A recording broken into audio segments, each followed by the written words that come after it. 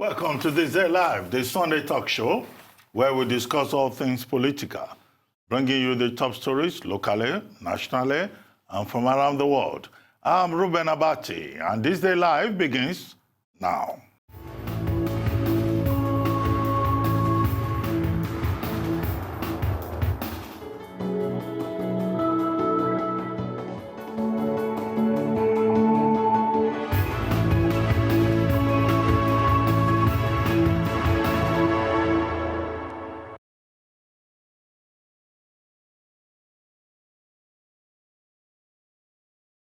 I'd like to welcome today's panelists. First, Professor Anthony Killer, Director, Center for International Advanced and Professional Studies. Yemi Adamolekun, Executive Director in Office Enough, and Professor Bola Akintenewa, Director General, Bolitech Center for International Diplomacy and Strategic Studies. Ladies and gentlemen, you are welcome to the... You've gotten better. Okay, because I didn't say gentlemen.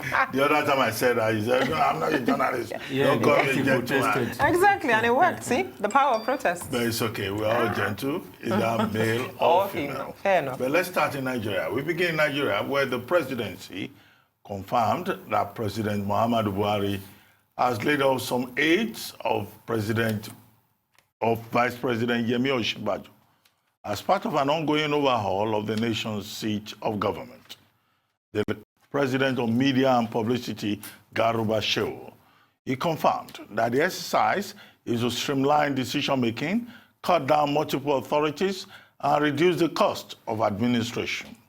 Shehu Garuba says the move is an appropriate response to the general perception that the presidency has an oversized and bloated workforce, which acts as a drag on efficiency. The presidency, however, denied rumors of a rift between Buhari and Osinbajo, president and vice president. He claims the relationship between the two leaders remains excellent and promises a partnership that will script a glorious future for Nigeria. This has been the biggest issue in Nigeria during the week. Indeed. Is there a rift in the presidency? Is the president of Nigeria having a problem with his vice president? What is the justification for the announcement of the sack of 35 aides of the vice president? Who is sacking who? Is it the president sacking the aides of his vice president, or the vice president saying, I no longer need the services of these people? And all of this in the context of the pervasive opinion or impression, if you like, or perception, if you like, that the vice president of Nigeria is having issues with his boss. Who should I start with? Yemi, let me start with you.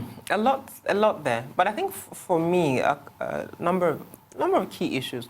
One, as we've consistently said here, and I believe very strongly, the Buhari administration has been abysmal when it comes to communication.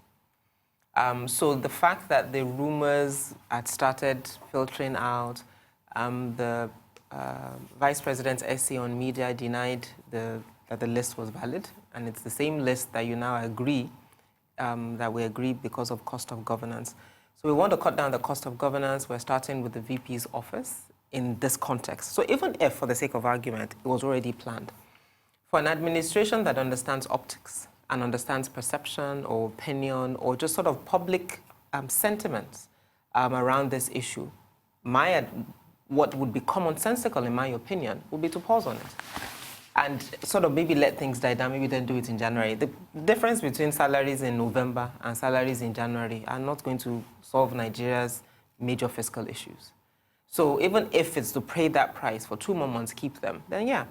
Why wasn't the vice president given the powers, as you said? Or not the powers, but not allowed to exercise the authority of the same people that he hired, even though officially, yes, they're essays for the president assigned to the vice president, but they were the people that he picked. So the communication wasn't coming from him, from what the rumor mill is saying, but from now the office of the SGF. So perception management, as usual, has been really poor. And then in the context of that, for me, it makes it very difficult to believe that we don't have an issue between our number one and number two. And how that plays out, as the country moves towards 2023 will be interesting to watch. Well, Killer, I mean, Yemi is making a point about perception management. Yeah. You will recall that Afenifere came out strongly to say that the Yoruba man, who is a vice president of Nigeria, is being disgraced, is being humiliated, and beyond perception, they have concrete facts that this Yoruba man, who is number 2 in the Buhari presidency, is being humiliated, and that the implications go beyond just perception. What do you think? Well, I think if he happens to be a Yoruba man now, but if the vice president is being humiliated in the Federal Republic, then yes, it goes beyond perception. It's a serious thing. But I think, in overall, I see 4 things, besides agreeing with what Yemi Osinbajo points out. 4 things strike me as crucial. Number 1, on a light but important note, I saw the list of 35. And for a Lagos man who has worked in university and in a commission in Lagos, the list is quite a federal list. I saw that names. Every part of the country was represented. I was walking around him. So I think he's more federal character than Buhari list overall. It must be said, given where we are. Number 2 is that, you see, there is a sort of context issue there.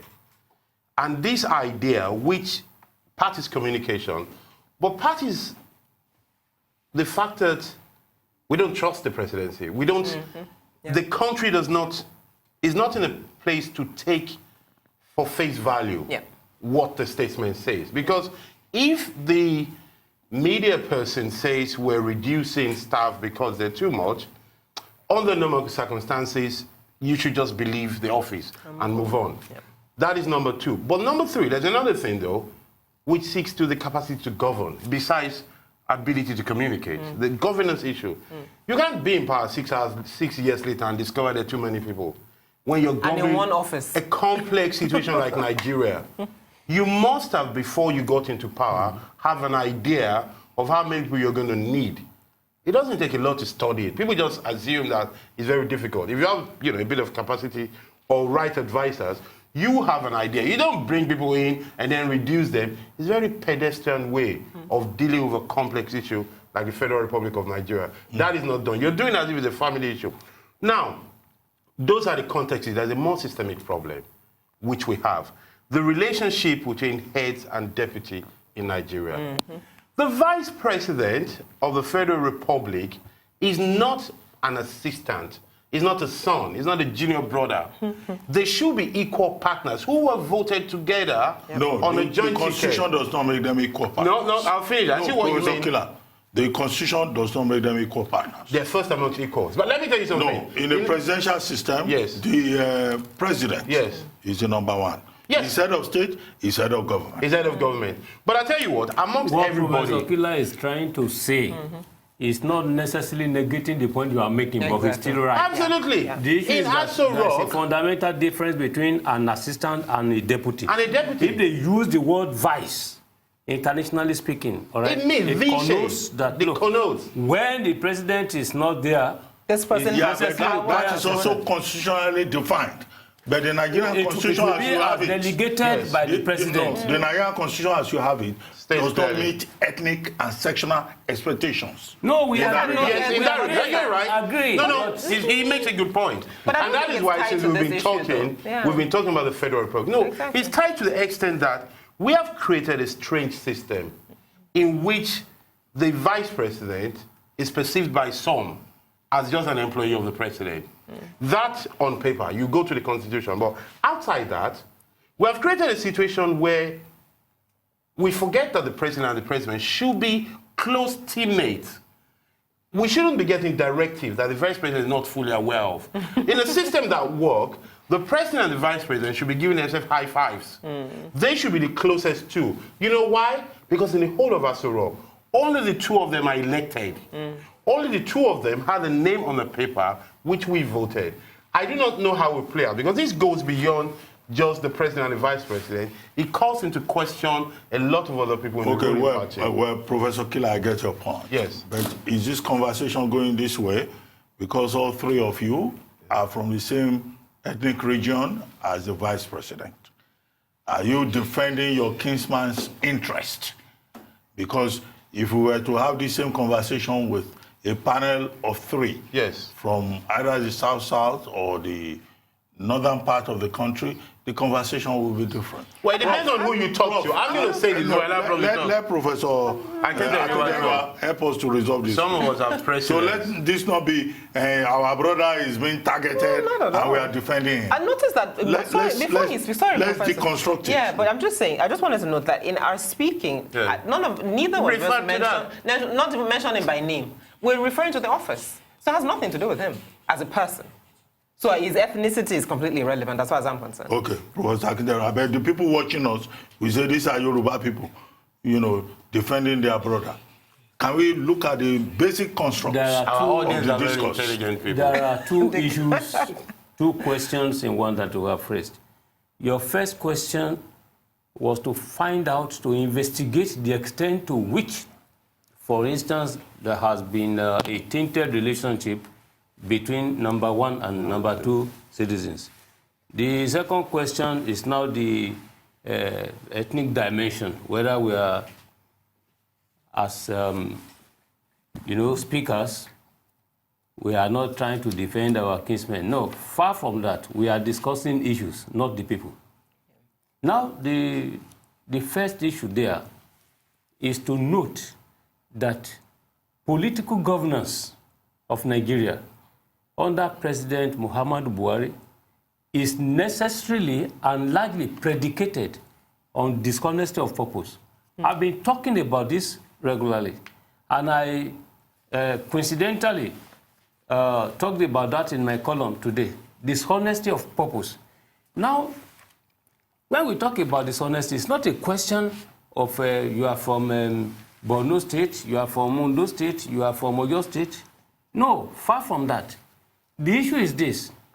We have presidential spokesperson who told us that there is nothing like enmity, rift, misunderstanding between number 1 and number 2. They told us that there was nothing like a sack. All right? Initially, the report was that the 35 aides working with Professor Osinbajo were redeployed. Why? Because their functions had been transferred to the newly created Ministry of Humanitarian Affairs. We believed. Then when these people redeployed, went to the ministry, they were turned back. They were told that there were no vacant positions. Then the argument that followed was that, look, these staff were actually presidential staff, but deployed to the office of the Vice President, and that there was no basis to reject presidential appointed, staff. Yeah. The next thing we were told was that, look, nothing like that. They were not, rejected. When they came back, thanks to the press, the vibrant Nigerian press, now came up with the argument that actually they have been sacked. The presidency rejected that particular argument, that it was not true. Now, so, last minute, are you saying that we have a divided presidency? We'll take a short commercial break. When we come back, I would ask you to comment on that question. Is the Nigerian presidency divided or not? We'll take a short break. We'll be right back. You're still watching the Sunday Live show here on Arise News, Thisdaylive.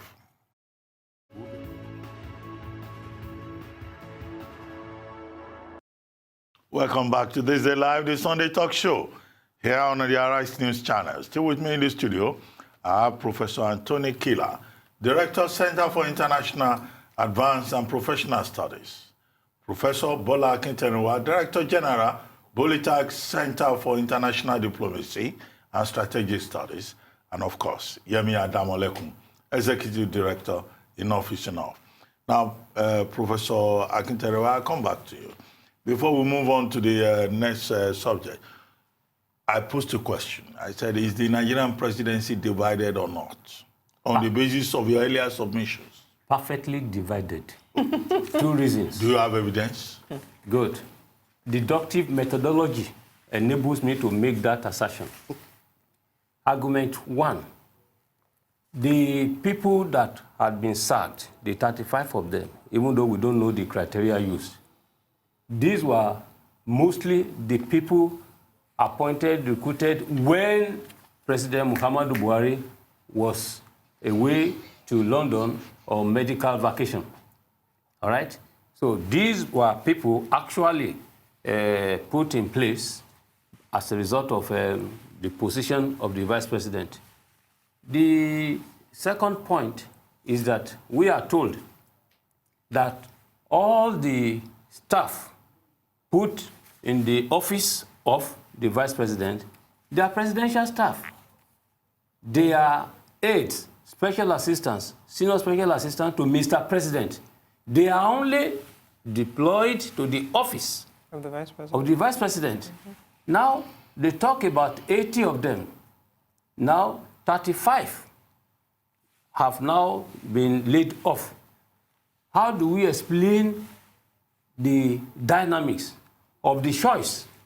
So when you take a look at it, your earlier question as to whether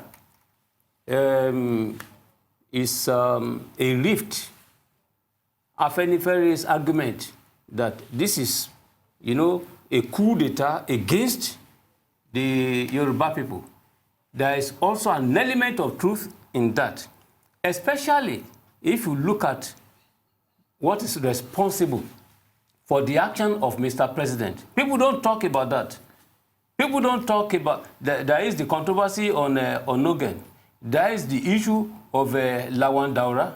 No, Yeah. Prof. So all those Prof, things, we don't know Prof, whether I it want is to assure you, people are talking about the politics of ethnicity.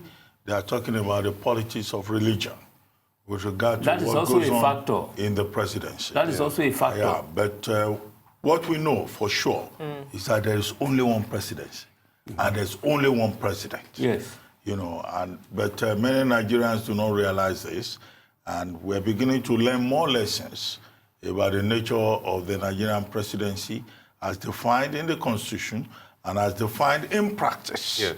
And I think that at the end of the day, whatever is happening in the presidency, we will learn more lessons, and we will realize that you can only have, for a country to progress on a sustainable basis, one presidency. Constitutionally, there's one presidency. Yes.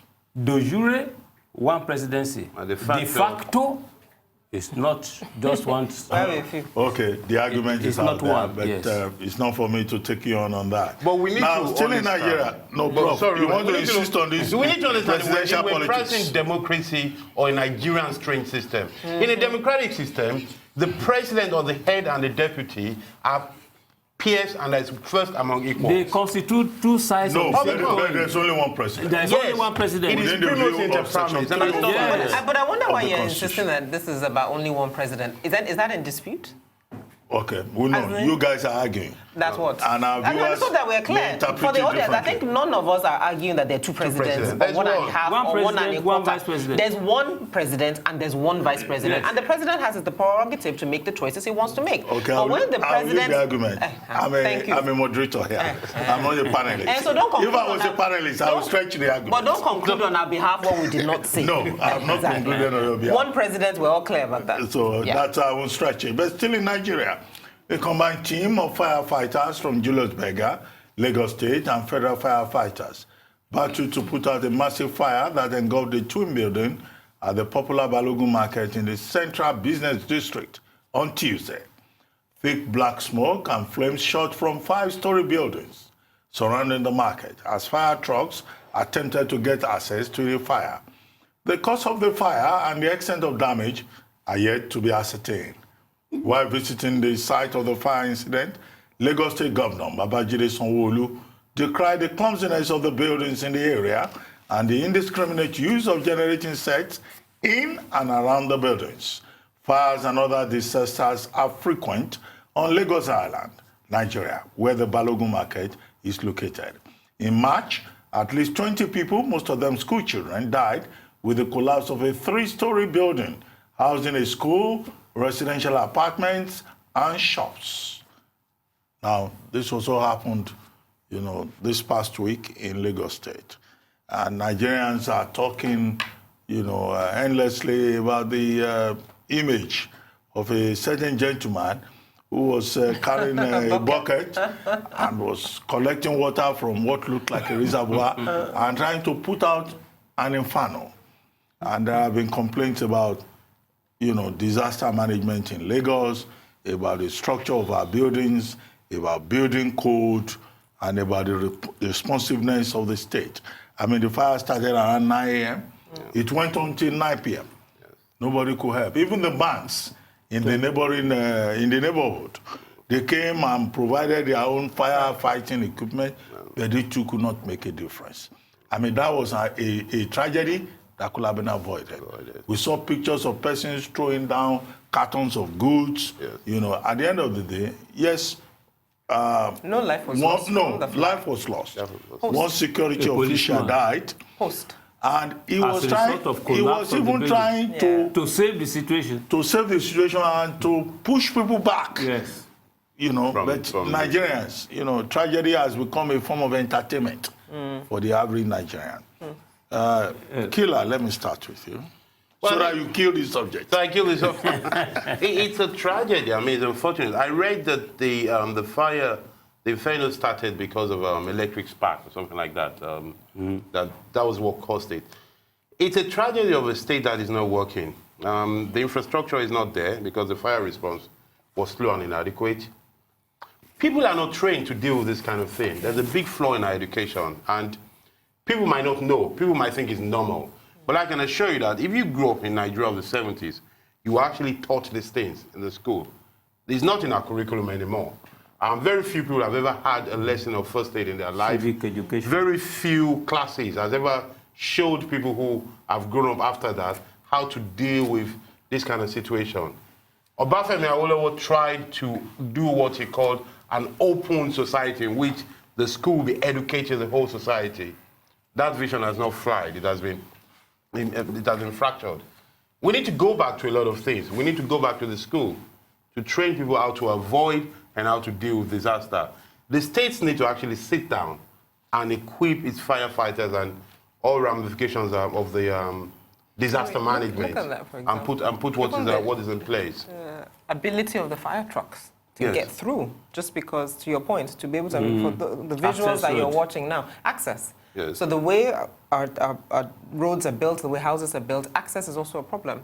We market all roads down, turning a 2-lane highway into literally a half a lane of a highway, and makes it It's just get complex. There's nobody has sat down to think, what if this happens? I mean, you go to a conference, the first thing they tell you is that in case of fire, this is what we need to do.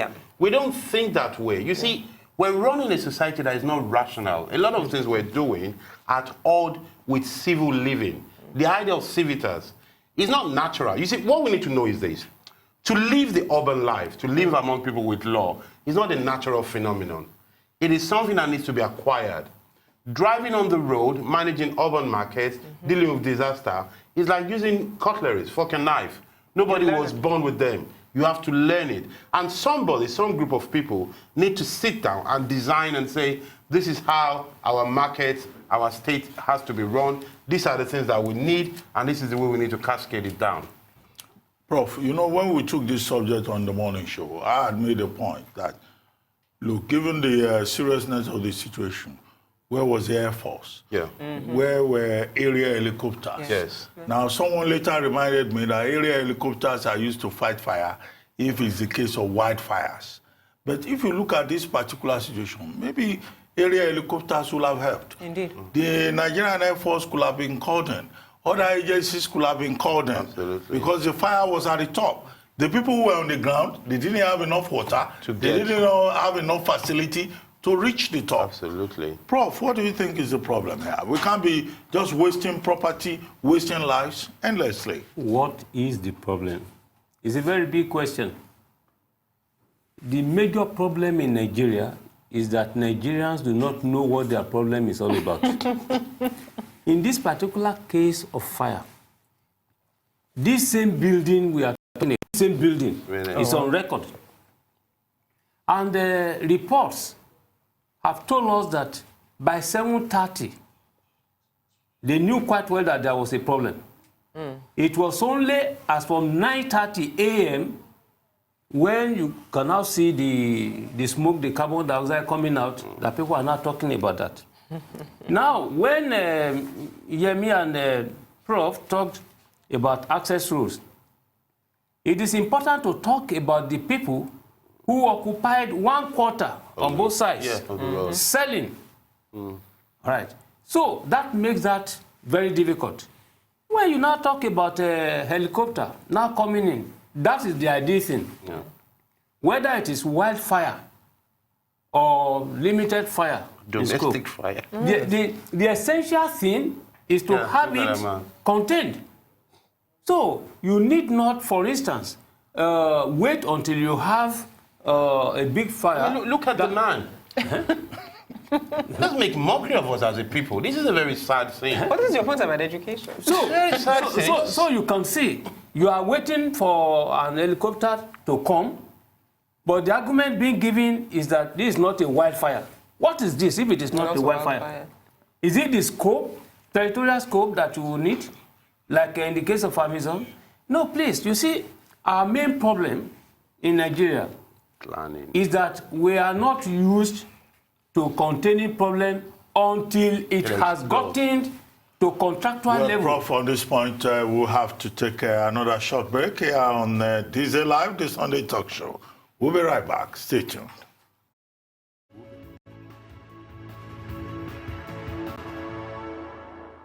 Welcome back to Thisdaylive, the Sunday talk show here on the Arise News channel.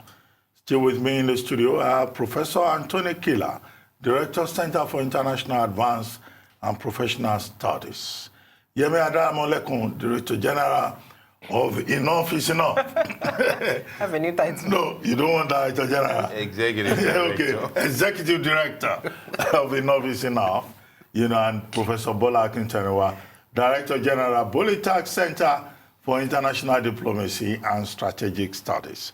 Now, before we went on break, Prof, you were commenting, I don't want to say you were complaining, about the fire incident in Lagos. Oh, no, he was complaining. Yeah. Was he complaining? Yes. So I would like you to just summarize. Actually, I was complaining. Oh, okay. So I got it right. You see, it's not just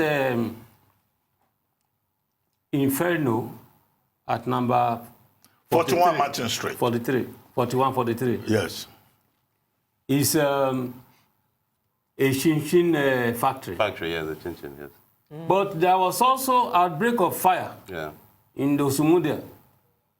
We are talking about 3 outbreaks. Yes, 3 outbreaks of fire, yes. So it's not just one.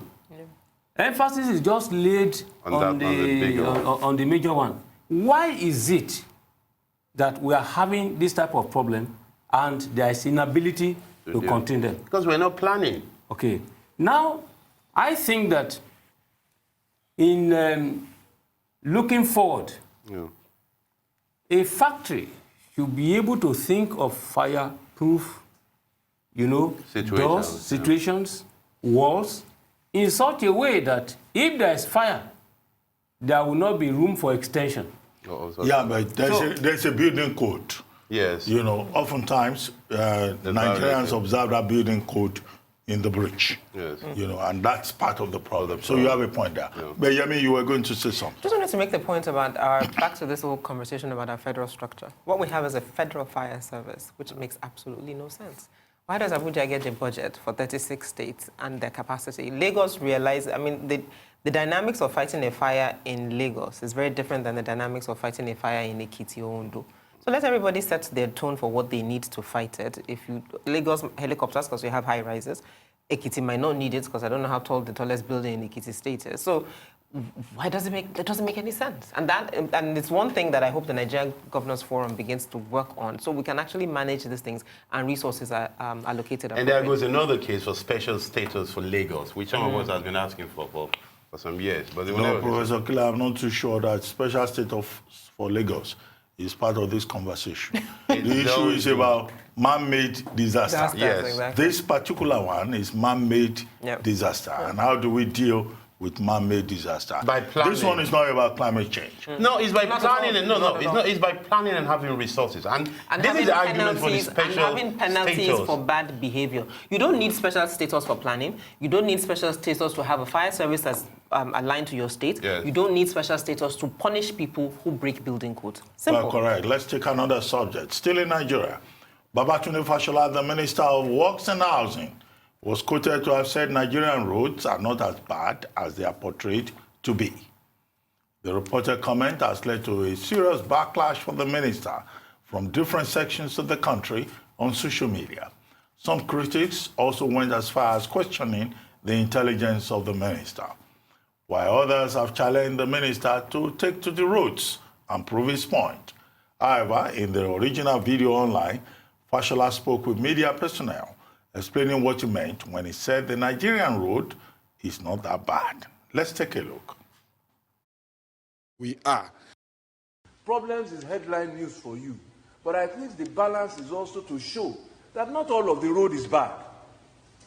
Because the focus is on the bad part, but you owe Nigerians whose taxes we use to also show them that some work is going on. Because it's not all of Nigeria's roads that are motorable. On the Benin-Warri road, for example, many sections of it are motorable. It's a part that has caved in and collapsed, and that is where the pain is. And that is what we will respond to. Same thing on Lagos-Ibadan, same thing on so many parts of the road. And I think it's important to have that balance in order even to encourage people to have hope in the country. Because it's not as bad as sometimes we portray. That's your headline, we know. But it's important to let them know that on a 100-kilometer stretch, maybe 10-15% is bad. Because you actually drive to that point before you feel the pain. Well, I mean, Minister Babatunde Fashola, Minister of Works and Housing, he insists that the roads are not as bad as you portray them to be.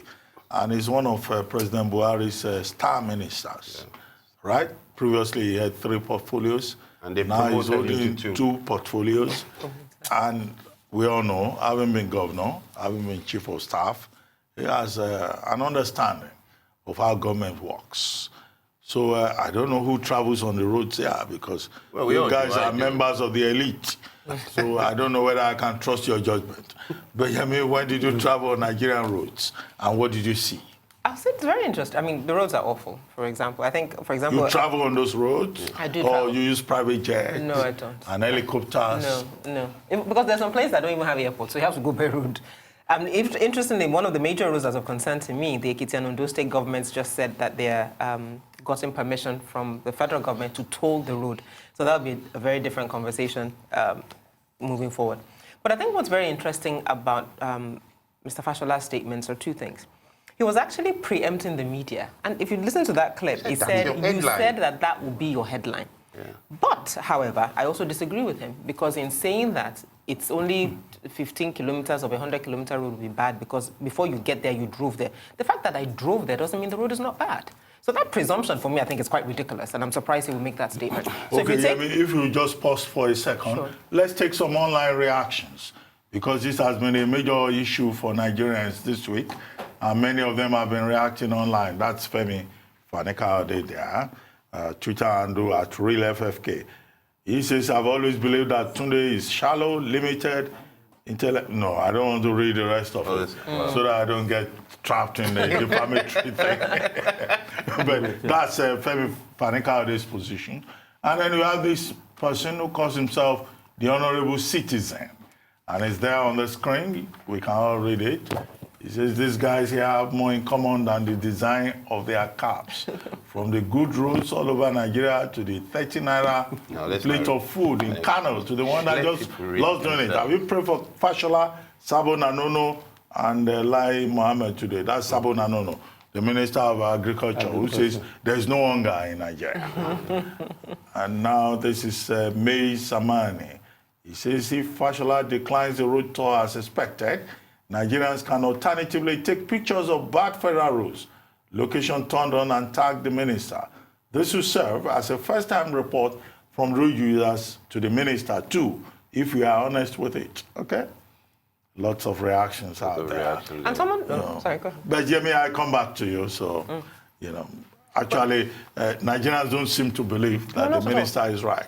And both the House of Rep member and a non-profit have offered all expenses paid to take Mr. Fashola on the tour of Nigerian roads so he sees. So again, as I said, I think it's important to distinguish. Mr. Fashola, in its context, said Nigerians' roads are not that bad, is the headline. And so he sort of preempted the media, but was using that to tell them to please be balanced.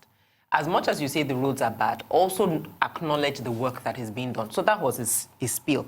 But I think he then ruined it at the end by saying that you get to the points because you drive there, presupposing that it's only on good roads people drive on. People drive on crappy roads to get to different places. Lagos, I mean, some of the pictures that you saw, people barely make their way through craters, but they drive on those roads. It affects their cars, it affects their bodies. No, Killer, I don't want to come to you first. Because I know you are a professor of Cambridge and France and all of this. But I know Professor Akinjere travels to Nigeria because he's also a politician. So he goes. Okay, look at this picture that people are looking at. People are driving on the roads. Doesn't make the roads good. What has been your experience on federal roads? I reconfirm. Let's leave professors who go to Cambridge. I travel by road, not even by my own car. I took pleasure in going to Ogota, take public transport, and see. All right. Why? Because I do not want my car to be damaged. Yes. Nobody will pay for it. When you have a damaged car on the troop, it's not a Tokumbo car. It's a Tokumbo car. I have new one. The issue is that when you run into trouble on the road, there's no help to even get a towing vehicle. So it's better for comfort and safety. Go by public transport. You see, today's Babatunde Fashola's statement can be looked at in different ways.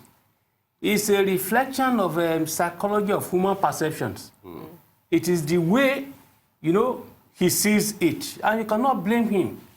He's using, like the Vice President, like Nanuno, the Minister of Agriculture, who said there's no hunger in the land. OSIBANJO told us that kidnapping is exaggerated. So all of them are wearing some glasses. Rose-tinted, they call them rose-tinted glasses. Precisely. So we don't know how they in government see things as distinct from the people of Nigeria. It appears that either they are overlooking hypermetropia or they are myopic. They can't see beyond. The situation, whichever way they can see. In whichever way they cannot see objectively. So this is the issue in Nigeria. For a Fashola to have come out to say that it is not as bad as that, that statement itself, when we subject it to sociological analysis, he admits that the roads are bad. It's just not that bad. The only thing is that they are not as bad as the people are looking at it. Meaning now that we have two types of perceptions. The perception of government, which is looking at the situation in a limited, restricted manner.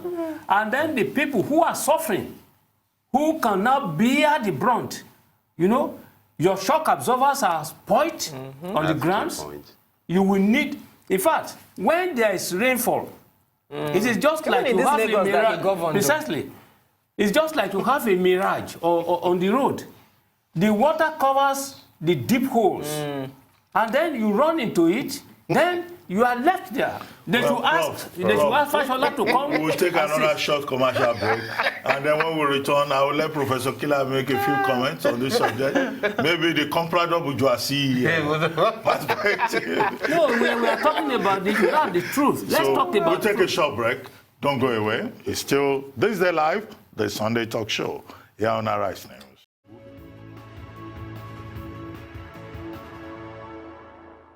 Welcome back to Thisdaylive, the Sunday talk show here on the Arise News channel.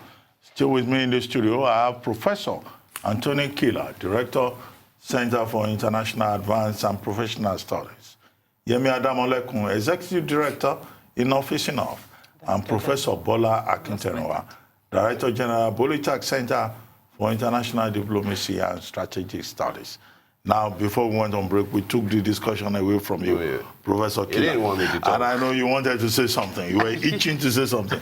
Well, give us your killer comment. Well, very, very simple comment. I think Minister Fashola has lost a golden opportunity to keep quiet, and he misused it. He should have kept quiet. Next time they tell him to shut up. I think he's overwhelmed. On a personal level, he thinks he's doing a lot, and I think people are not seeing it. And that's very typical Nigerian mentality. People want you to praise them for their effort, not for their result. It's a mindset that we have, and that goes to sociological analysis. It was talking as former mentis, you say in Latin. It's the mindset that we have to think that because we're trying, that's good enough. Yeah. That they should abolish that statement that anybody in government is trying. We need to understand that roads should not have cracks.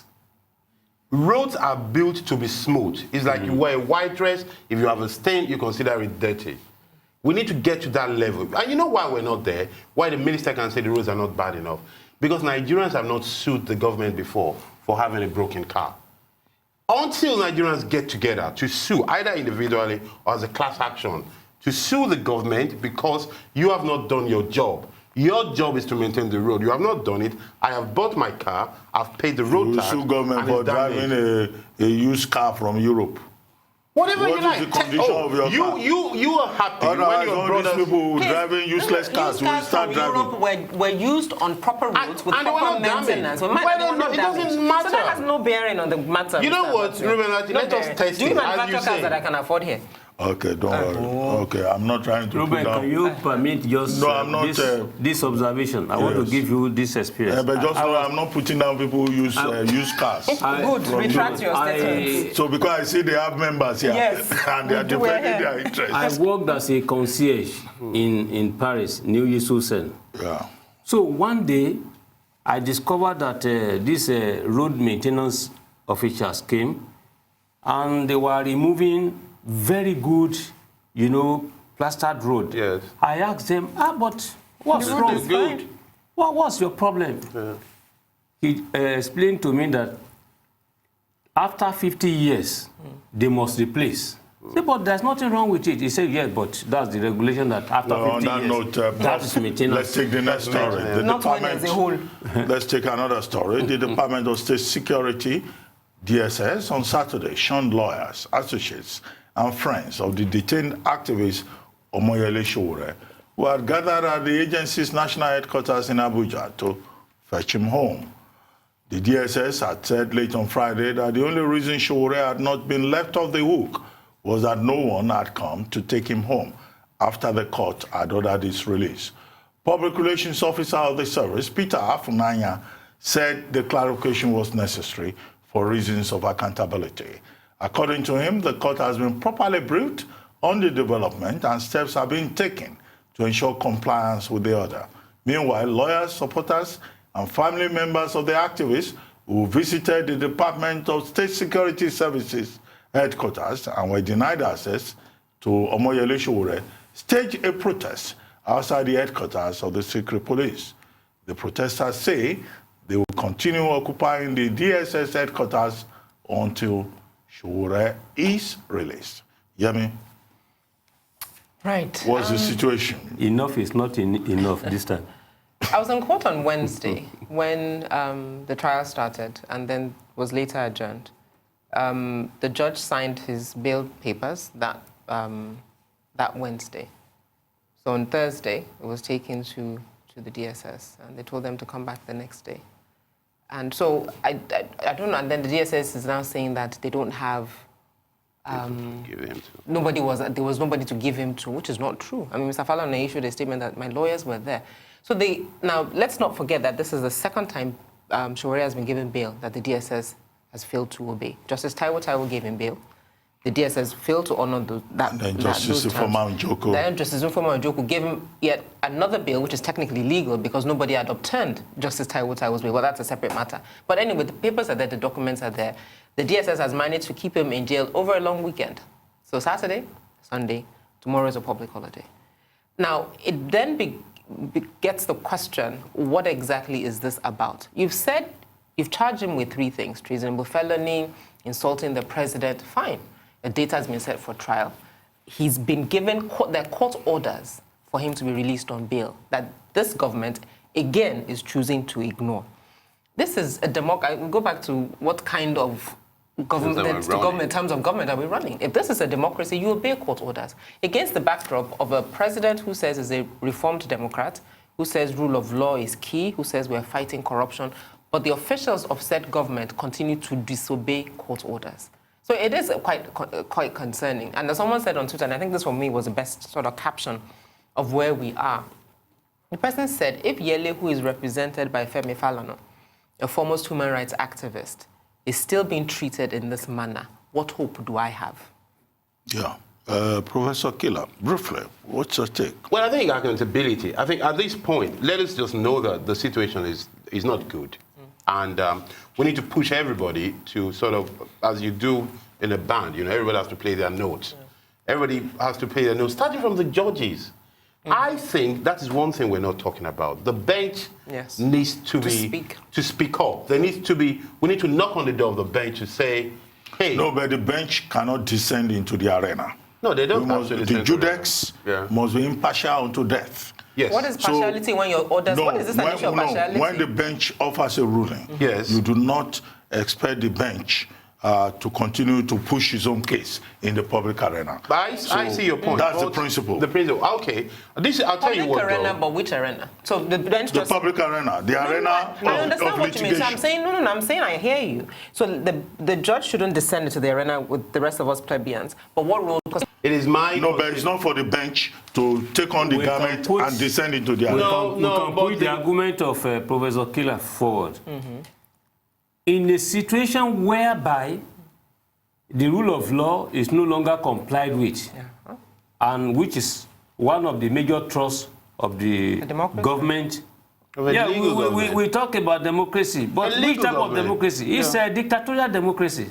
We are beginning to distinguish between types of democracy. You see, we don't understand. In a situation whereby the rule of law is not complied with, court decision is not complied with, President Muhammadu Buhari told all Nigerians that national security interests, supersedes rule of law, which shouldn't be. And this is what precisely the DSS is trying to say, that look, security, overrides rule of law. This is an issue we need to address. When Professor Killer is talking about probably the judiciary, the bench, the bar coming in, this is a situation whereby the DSS actually should be sued as well. They should bring, complaints. The DSS can be prosecuted for non-compliance with a court ruling. No, the basic principle of law is contempt. It's contempt. The DSS can be charged for contempt of court. It's the same thing. Yes. You can give it any name. Precisely. And that's the point I think you were trying to make, that the bench can do something. The DSS and anybody in Nigeria will do anything if there's no consequence for the action. The states that we admire, where a lot of people go and spend looted money, then come back to die in Nigeria, or to be buried, they actually died there, come back to bury in Nigeria, those states work because there's consequence for action. But it's as simple as that. The socio-political implication of the action of the DSS, it should be noted, is that they do not know that they are fueling, they are increasing public anger against government unnecessarily. If you look at the factor of spontaneity, strikes, protests in other countries in the world. Algeria, Tunisia. Yes, it is. Hong Kong. It is this type of action that has always prompted people. They will just come out suddenly with just someone, either online, asking people to say, look, this thing, enough is enough. As in Egypt. As in Egypt. And then the government will no longer be in a position to control. It is the interest of the government to maintain legitimacy. And legitimacy is maintained through conformity to your own with the rule of law. Exactly. Okay, we need to close now. I see that it's been all about Nigeria today. Very hot, strong, emotive topics from Nigeria. But I'm sure that, of course, that's understandable. Given the context, yes. Yes, Very- and gentlemen, for coming to the morning show. You've been watching This Day Live, the Sunday talk show here on Arise News. I'm Ruben Abati. From our entire team here in Lagos, it's bye for now, and thank you very much for watching.